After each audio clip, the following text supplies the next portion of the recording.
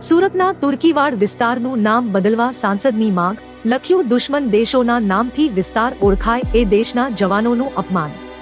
લોકસભા સાંસદ મુકેશ દલાલે પત્રમાં લખ્યું છે કે સામાન્યતઃ શહેરોમાં ગલીઓ, મોહલ્લાઓ, મુખ્ય રસ્તાઓ કે બસ્તીઓ વગેરેના નામકરણ પાછળ કોઈને કોઈ ઇતિહાસ હોય છે। આ નામકરણ જે તે વિસ્તારોની ઐતિહાસિક, ભૌગોલિક કે સાંસ્કૃતિક ઓળખ બનતી હોય છે। રાષ્ટ્રના કે રાજ્યના કે શહેરના મહાપુરુષો કે જે તે વિસ્તારના સામાજિક રાજકીય અગ્રણીઓ કે દેશના શહીદોના નામ પરથી નામકરણ થતા હોય છે અને તેમાં ઔચિત્ય પણ હોય છે કે આવનારી પેઢી તેઓને નામ અને તેઓના કામથી ઓળખે। આજે શહેરમાં ઘણા વિસ્તારો તુર્કીવાડ, બાંગ્લાદેશ, પાકિસ્તાન એવા દેશના કટ્ટર દુશ્મન દેશોના નામથી ઓળખાય છે કે જે દેશના વીર જવાનોનું અપમાન છે, સુરતીઓનું અપમાન છે।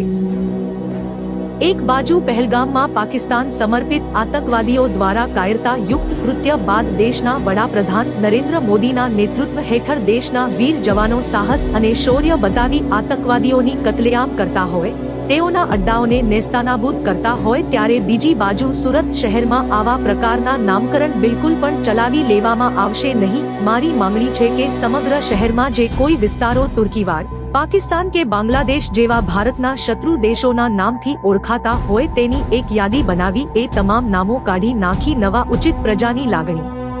અને માંગણીને સંતોષે એવા નવા ઉચિત રાષ્ટ્રવાદી નામોથી નવા નામકરણ કરવાની કાર્યવાહી ઝડપથી કરવી। મેં માંગણી કરી છે કે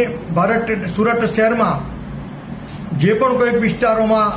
ભારતના શત્રુ દેશોના નામથી વિસ્તારો ઓળખાતા હોય, જેમ કે તુર્કીવાડ, બાંગ્લાદેશ, પાકિસ્તાન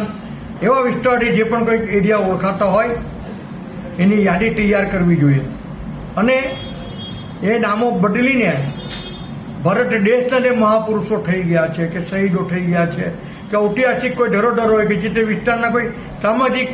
અગ્રણીઓ હોય તો એના નામથી એ નામકરણ થવું જોઈએ અને ભારત દેશના શત્રુ દેશોના નામથી પાછળ કોઈ પણ વિસ્તાર ઓળખાતો હશે તો એ કોઈ પણ સંજોગોમાં ચલાવી લેવામાં આવશે નહીં અને કાયદેસરની પ્રક્રિયા કરીને જ્યાં જ્યાં પણ આ નામો હોય એ નામો તાત્કાલિક બદલવાની પ્રક્રિયા શરૂ કરવી જોઈએ।